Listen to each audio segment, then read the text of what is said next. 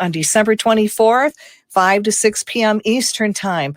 We are uniting as one to call down divine enlightenment over the earth and all life forms. So join us for 5 minutes or the full hour for this worldwide event online in the comfort of your own home.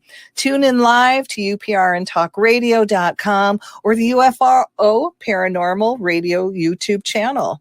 Or you can go to our website and our forum site, worldenlightenment2021.org. That's WORLDENLIGHTENMENT 2021.org for more information on this World Enlightenment 2021 event on December 24th, 5 to 6 p.m. We are all coming together in harmony. So let light unite.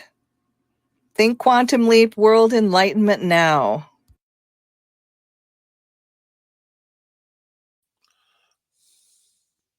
Hey, and we are live on Discovery Paranormal. And like Kathy Bilski and the Quantum Leap and people leaping through the air, man. Like, I don't know about all that leaping stuff, man.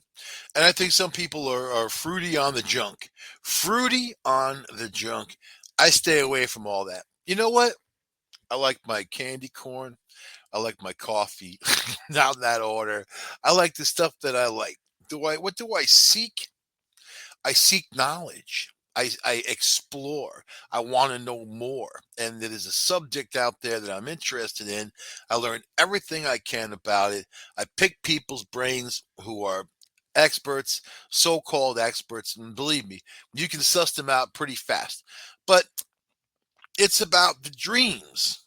You got to have your dreams.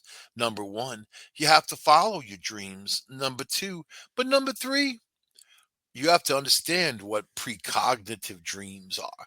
And I was talking to a friend of mine the other day about a dream that they had that predicted the future, right? And she said that happens all the time to her. So okay, I'm like, so do you use this for your own life? Do you all right?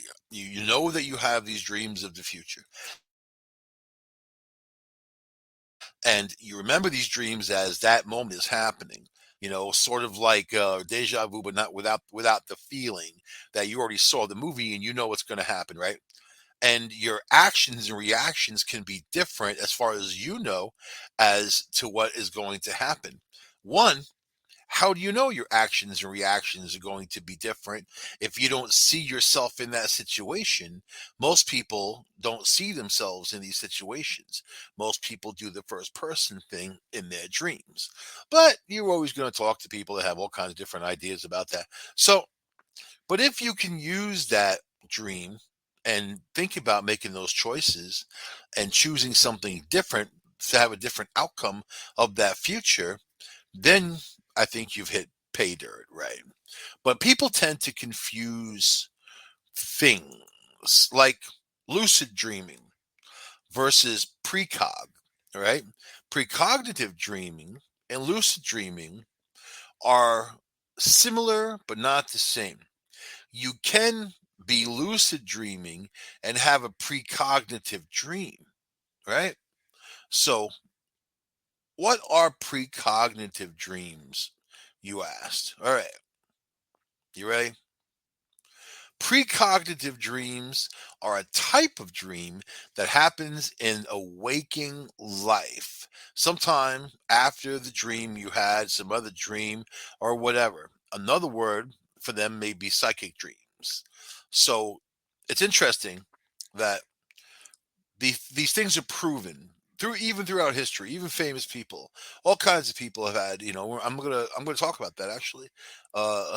Times in history where people had those precognitive dreams, and in some cases didn't act on those dreams. They went against the dream, and then terrible things had happened. Right? Abraham Lincoln. No, excuse me. So precog dreams. Scientists beat themselves over the heads thinking that they can't prove different what a precog dream is, right? You have all kinds of people with PhDs mounted on the wall that can't figure it out. So the one thing that they all agree is that it's a very real phenomenon. All right. So we know that. Most people are quick to dismiss the idea of the whole premonition type of dreams, right? And you might wonder, you know, you got to think about, you have to think of not just those, but all the stuff, that astral projection and traveling and this, all the stuff that kind of comes together as you're sleeping. So you might even think that that sleeping world is a different life for you, So when what goes on in your little brain, all that happening, electric stuff, you know what I mean? So precognitive dreams aren't exactly uh, something that they've just started studying. They've been studying this for thousands of years, literally. So, 350 BC, the famed Greek philosopher Aristotle published an interesting paper called On Prophesizing by Dreams. He comes to the subject uh, that basically a questioning eye, eventually concluding that there's certainly possible, but that much more could come out in those dreams and that dream matter, you know. And is it a coincidence? Is it not a coincidence? He started questioning all these things, of the things that we experience in our lives. But how come people have dreams that have nothing to do with things they've ever experienced? Are they just piecemealing things together? I mean, granted, you watch enough movies, you watch enough crap TV, you're going to absorb a lot of those materials.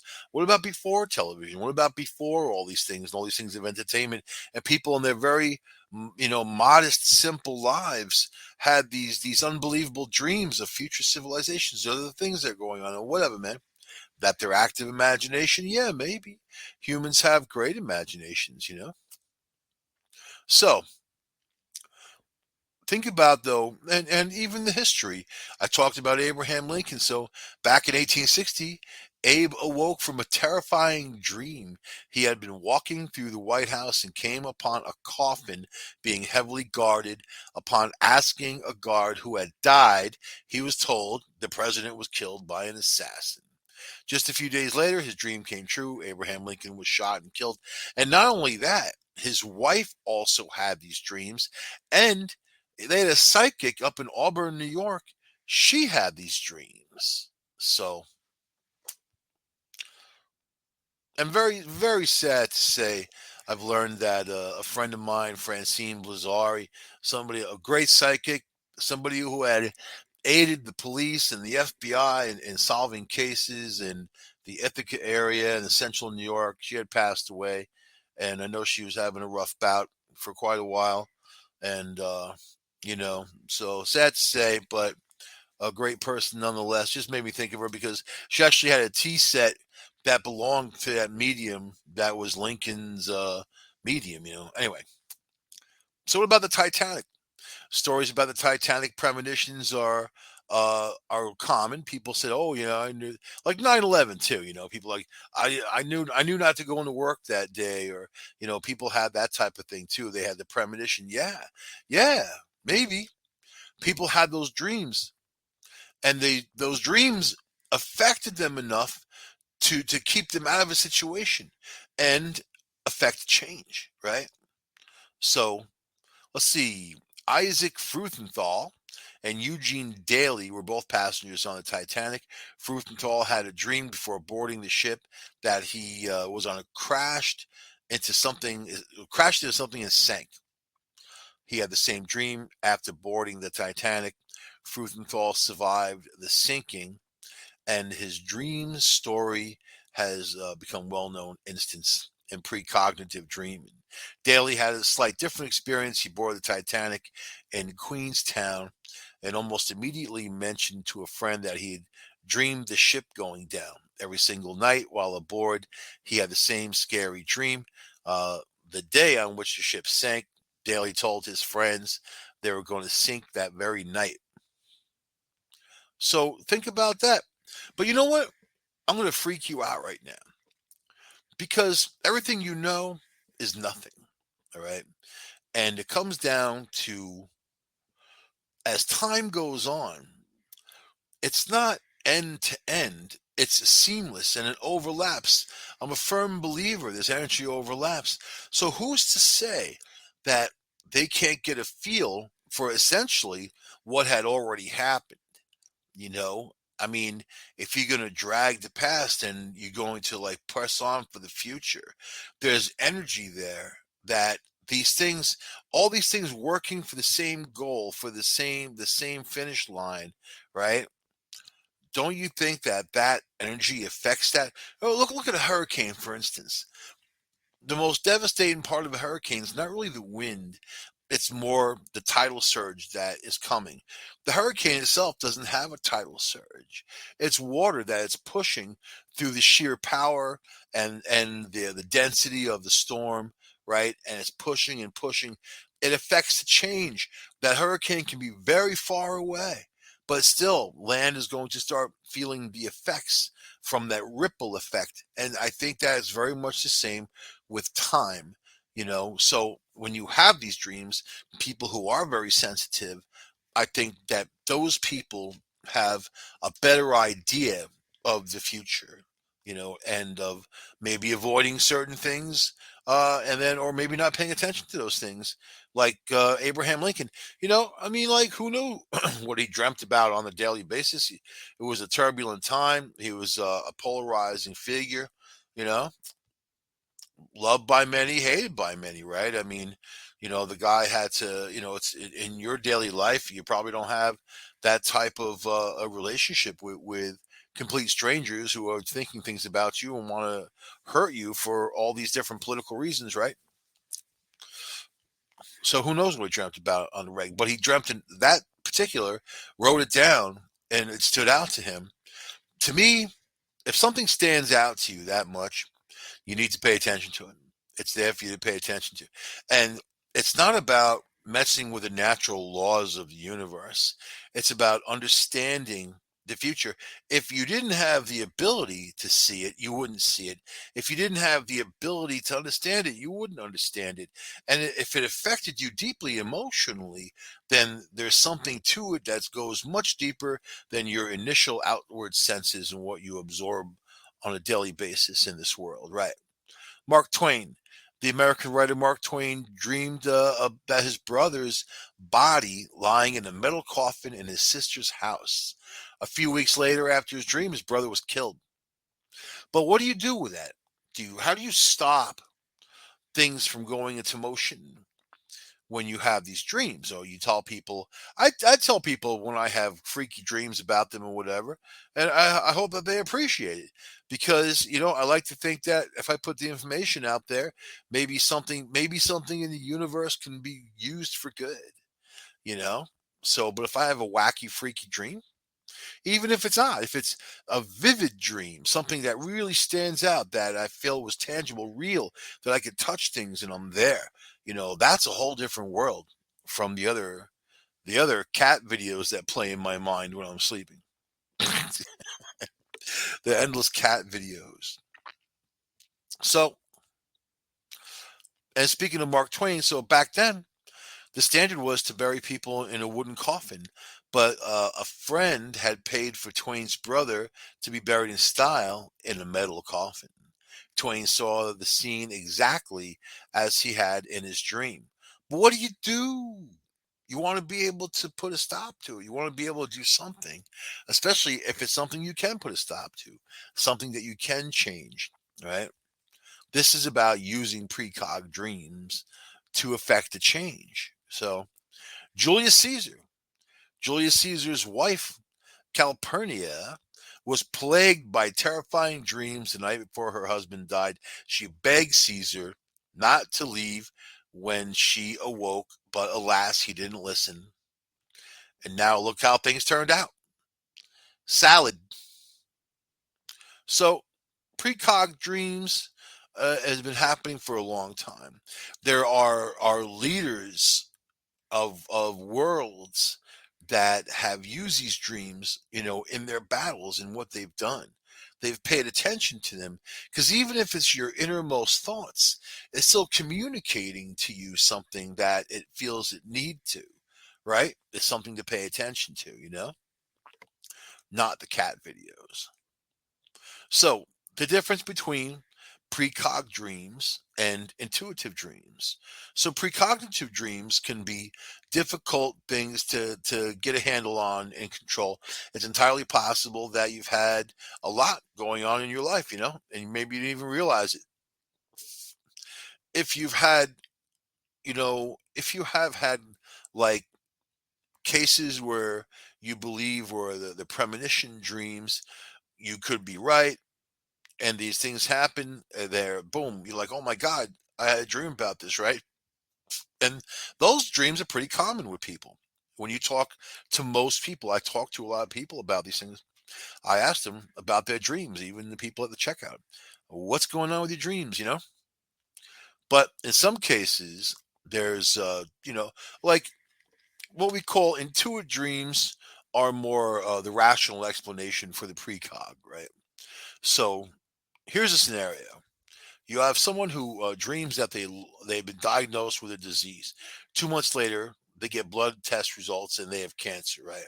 So you might think that that's a precog dream, and you need to consider the time leading up to the dream. So the person that had the dream was feeling unusually tired, short of breath, not themselves. They've been having more naps to replenish the energy, and then their family member passed away from cancer shortly before, the whole bit. So in this case, there's a lot of unconscious leading towards this dream. There's a lot of information being collected that can assemble and have that, right? Plus, as you're feeling sick, don't you think your body tells itself things or tells you things that knows things that you're ignoring? All of the information that's going on. Come on, there's a lot to pay attention to. So, but then you add science into it, right? And scientists love to study stuff because they get paid to do so. You know, they they want to know everything because they get that money to do research, right? Whether they come up with results or not, a lot of times they don't, and they still get the money for the research. A lot of times the things are ridiculous, and then they get a ton of government money usually, which is our money. So, and if you pay taxes, it hurts.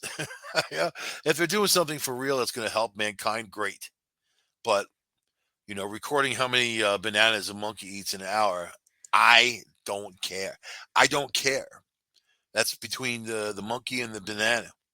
But we pay for that. These are real studies that had gone on that we've paid either hundreds of thousands or millions. So anyway, all right. So science, they want to believe, and then they don't want to believe. The very fact that they think that there's, I don't know if you ever met any. I have lots. Dated one from France, and she was very headstrong. We had a lot of arguments, like political arguments, but she was very, very headstrong, and because of she thought she knew it all. And I'm like, if you can't think like that. If you think like that, then you're not going to discover, right? I had the same conversation with you know with somebody who was into physics, a grad student at Cornell, when I talked about tachyons, and she laughed in my face over tachyons. And then not long after, neutrinos were discovered. So anyway, but if you don't have the head for discovery, you're never going to discover it. Maybe by accident, which is how things happen sometimes, right? So, all right, I'm going to move on, man, to this. So, can dreams predict the future? That's what we really want to know. So, at this time, there is little scientific evidence that says dreams can predict the future, right? And this is the scientific stance. Some research suggests that certain types of dreams may help predict the onset of illness, mental decline in the dream. However, For example, in people with Parkinson's disease, dreams containing negative emotions are correlated with future cognitive decline. So that's a scientific answer for someone having a dream that they are going down. Maybe their body telling them that they are going down, and it's creating that dream, right? So, and different stages of life and experiences can alter your dreams, cause nightmares. Pregnancy can lead to more nightmares, especially when you consider the cost of having a child, man. Oh my God. Oh my God. Or vivid dreams. Those trauma can also impact your sleep, and both trauma and mental issues are associated with an increase in nightmares. So now you think you're all crazy, you have some nightmares. Now you always, if you're not pregnant, you're nuts. Kind of that's the statement from science. In turn, nightmares may negatively affect your sleep overall. In some circumstances, you might have a lucid dream. While lucid dreams do not predict the future, they give you, see, but lucid dreams can. They give you an awareness that you are dreaming. So you may be able to control your dream while lucid dreaming. I love how people, I love how people, I love how people try to explain things, you know? These are the scientific explanations for precog dreaming. Not that you've had the dream, you know what's going to happen. When things are happening, you know what's happening because you've had the dream. You can even tell people the dream, and these things are happening, and then they're gonna scientists are going to say that's not the case. They're going to say it's selective recall, that people recall confirmed premonition dreams significantly more frequently than disconfirmed premonition dreams. In other words, if your dream predicts the future, you are much more likely to remember that dream than your dream not. So you don't remember the dream on when you're eating some pie, but you do remember the dream that had a significant, profound effect on you and actually happened for real. The one thing they leave out from these things is they actually happen for real. So now they go after paranormal people, paranormal beliefs. Researchers have found a significant relationship between belief in the paranormal, belief in precognitive dreams, and the ability to make associations among unrelated events. These results suggest that if you're inclined to find connections in the world, you're more likely to experience the premonitions. So you make it up in your head because you believe in the paranormal, and of course, it's all bunk. It's all bullcrap. There's no such thing. People believe in nothing, right? No ghosts, no UFOs, no Sasquatch, nothing. Only what your mind makes up, right?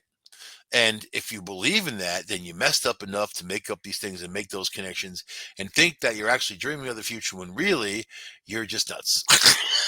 So, how's that? How's that for a scientific explanation? All right. Coincidence. Some people who have precognitive dreams may not interpret them as predictive until a corresponding event occurs in real life. The things that remind you, when that alligator was eating your baby, and you're like, oh, I had that dream, and now it's happening. It just reminded me of damn Disney World. Factors such as selective recall, tolerance for and ambiguity and paranormal beliefs can contribute to you drawing connections between coincidences in your life and dreams you've experienced. And of course, the subconscious connection. Experts, they don't name them here, uh, have a theory that we dream to process our memories and emotions. As a result, events that you experience during the day may stick with your subconscious. For example, you might dream of purchasing new furniture for your home, and when you wake up, you see an advertisement for a couch, or you want to purchase some lingerie, and you wake up and you see an advertisement for some lingerie, and then you associate that with your dream. Hey, this just happened. You got a new couch and you got some bustier. However, if you've been thinking about redecorating your home and looking for lingerie, your dream might simply reflect what was already coming up in your life. So, how would they explain cell phones and people talking around them, and then all of a sudden those ads start flying at you because they record what you say? Talk about invasion of privacy, man. So, this is why I don't. This is why science has a long way to go before they start really understanding uh, about about what people are really experiencing, and not everything is meat and bones. There's other things out there that go much further, things that these people obviously don't have a mind to understand, but instead they mock other people. Oh, if you like the paranormal, they can barely contain themselves with all that. You never watch the media, the news. I was flipping around the channel, and they had that guy on Fox News. I don't know, whatever time of day. He looks like he's got a little boy haircut, but he's like a man, you know. And then they were talking about UFO activity and these aircraft carriers and how these UFOs are kind of just hanging about, and there's nothing we can do about it except observe them. And when they said, the girl said UFO to him, he made the face like like somebody said the word penis in the fourth grade, and how people are hoo, hoo, hoo, hoo, like that. And as long as people are like that, they're never going to understand anything. So scientists are just trying to wrestle with the concept that they don't know what anything is, right? Dream workers around the world have come to realize clear telltale signs that indicate when a dream is psychic, though. And yeah, see, there are people called scientists that go out there and study monkeys eating bananas. There are people that are called dream workers out there that go out there and study dreams. They probably get paid very differently, but they're out there. And there are people like me that sit here and talk about them.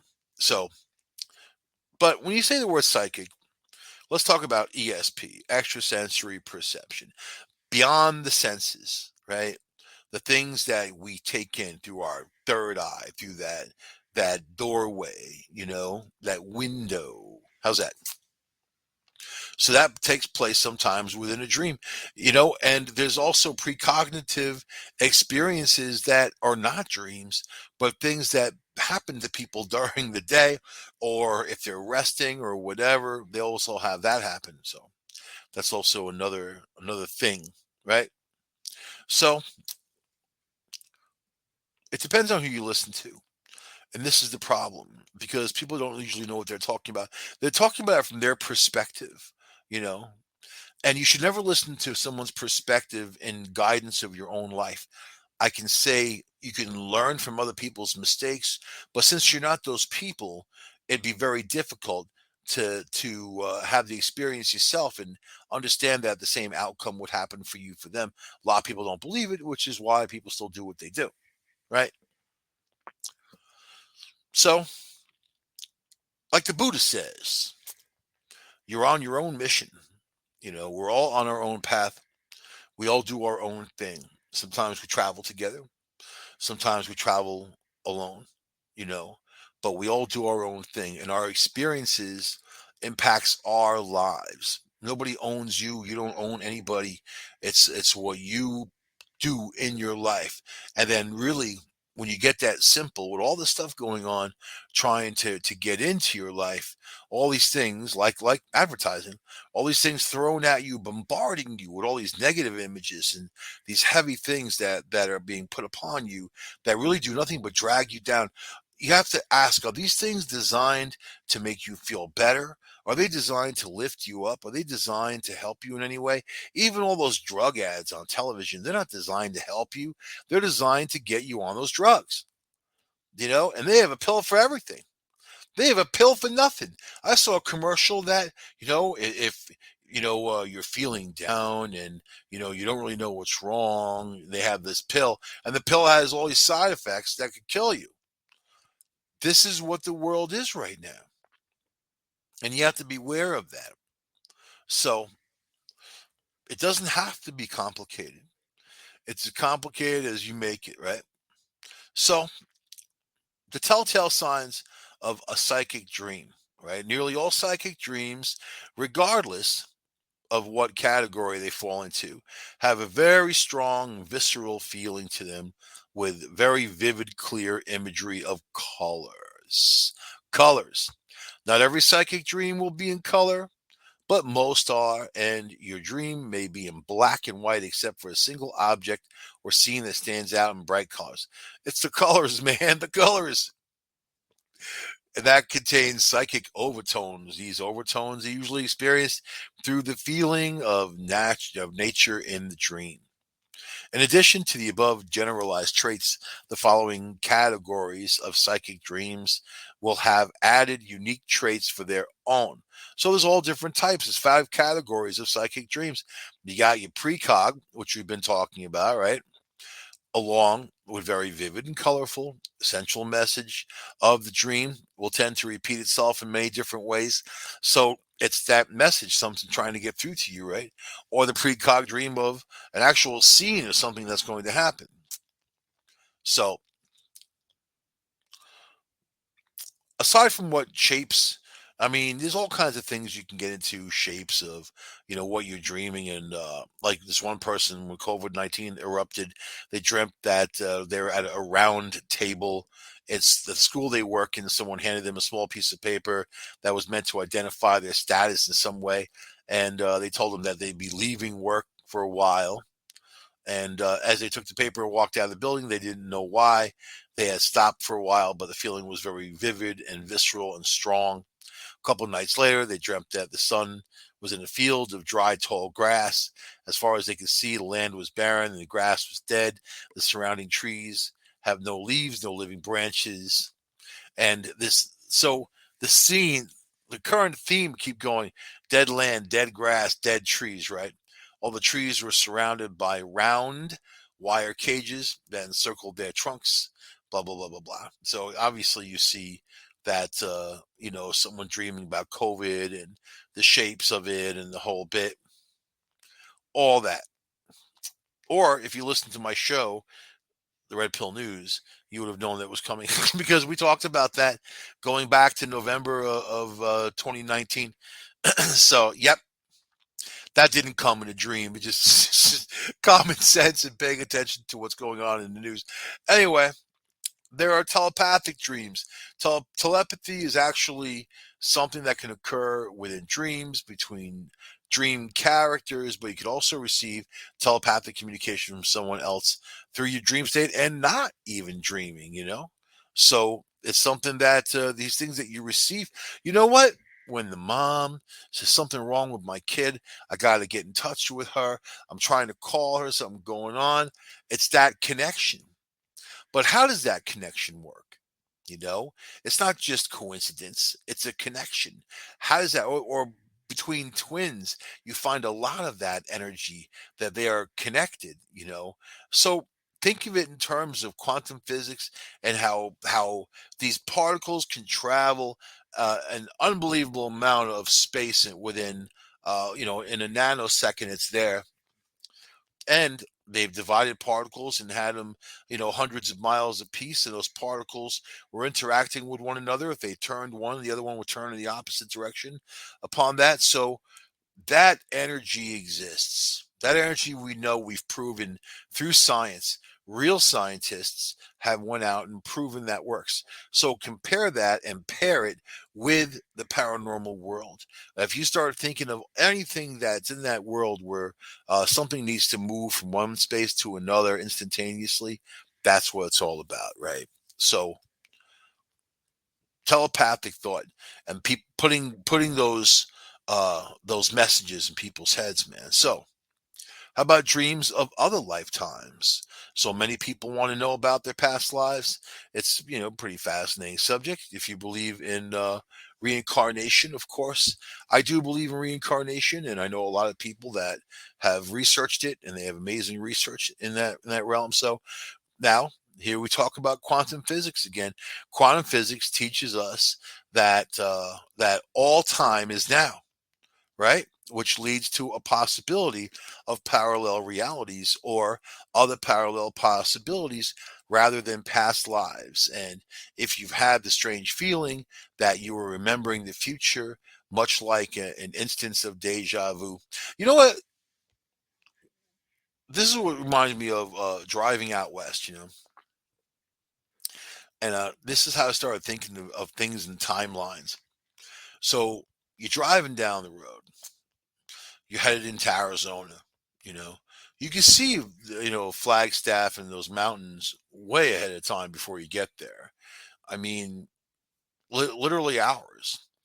As you're cruising, as you see these mountains, you're in the same place, you're in the same realm, but you can't stop your car and get out and touch that mountain. You can see it, but you can't physically touch it. You can't physically be there until you're there. So if you think of it in the quantum world, it would be an instantaneous thing. Like you'd be able to pick and choose the file, like the files on your laptop. Just pick this one, pick that one, choose that one, without anything in between. When you add time in, time adds that extra length to it all, doesn't it? So that's the deal, is understanding how the universe works. And Einstein's theory that if you were able to achieve the speed of light, which is where our time lives, that everything would stop. In fact, whatever vehicle you're using to get there, you wouldn't even be able to burn the fuel because everything would stop. You would be in suspended animation stop, right?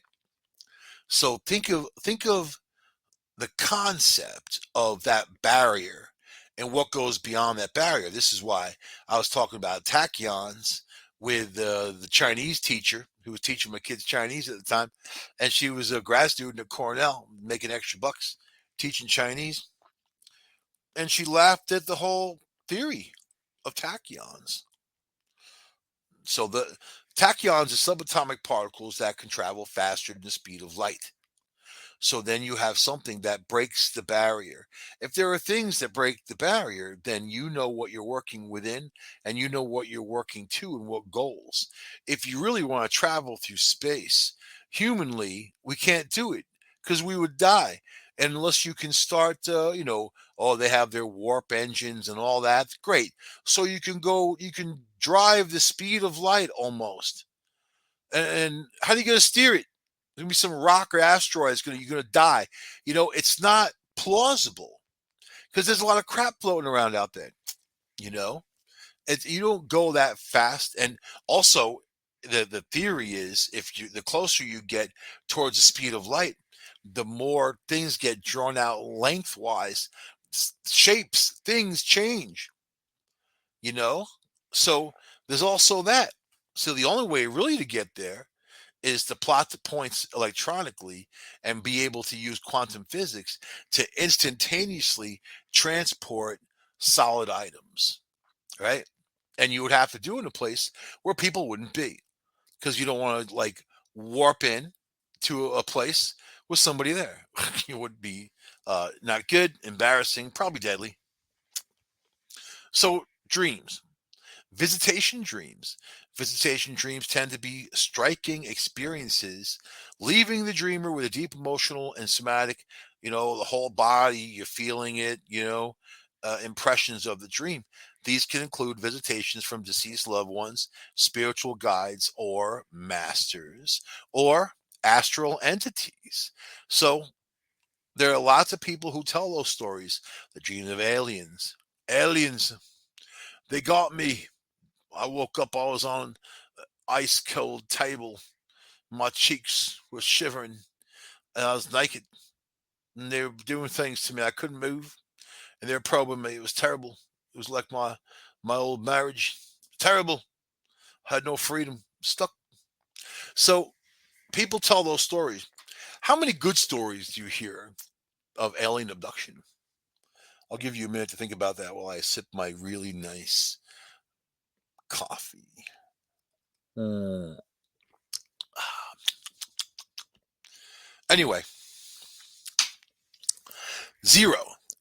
I don't hear about good stories of people being abducted. I hear stories of pain, of stuff, things that the normal person out there doesn't want done to them. And I say that very carefully, because there are people out there that have all kinds of stuff. But in this case, it's not a fun experience, right? So there's things like that you want to want you want to definitely avoid.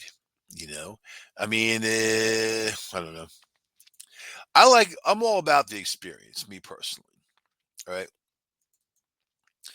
But I'm all about controlling the experience too, because I've learned that other people don't have control, you know, over things, and those very same people run for politics.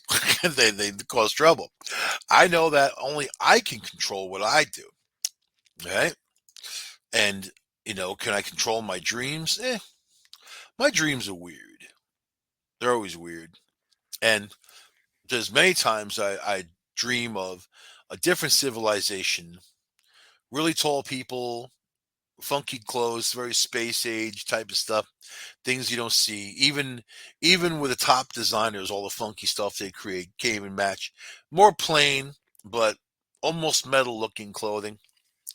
And I have these dreams often, And then I had the dream of my dear Uncle Henry, who came to me, and he was still alive, which is even funnier at that point. So he was my great uncle, my grandmother's brother. So he was elderly when I was young still. I mean, he died in his 80s, but he was a scientist. There was chemical research and development with two of his brothers. They're all scientists.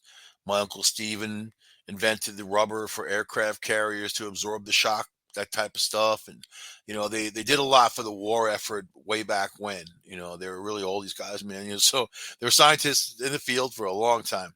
Anyway, Uncle Henry came to me in a dream. And the dream was weird because it was like that, a waking type of state.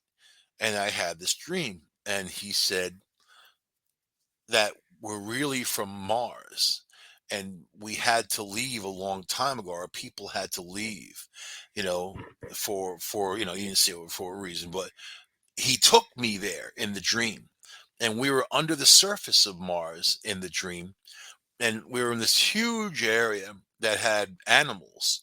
There was like woolly mammoths and saber-toothed tigers. Like all these animals had gone extinct. Where in this place, the floor had light coming from it, and it was like some weird squared off lucite plastic floor, and there was water running under the floor. You can see it, you can hear it. So some kind of liquid anyway. So I had this dream. I was probably about 8 years old, and it stuck with me for my entire life. Here I am sitting there talking about it, and it was just very real and very impactful. What the information does, nothing really, you know, and it kind of, what? It kind of confirms things I already either knew or felt inside. So, just very interesting stuff. Good to pay attention to your dreams, though. Fun to pay attention to your dreams. There's a lot of people also have bad dreams, so that can also affect you in a negative way. So it's good to have an understanding of what you're experiencing, so you yourself can put a stop to it. So I don't know. And then there's people who have dreams of spirits messing with them, sitting on top of them, choking them out, and whatever.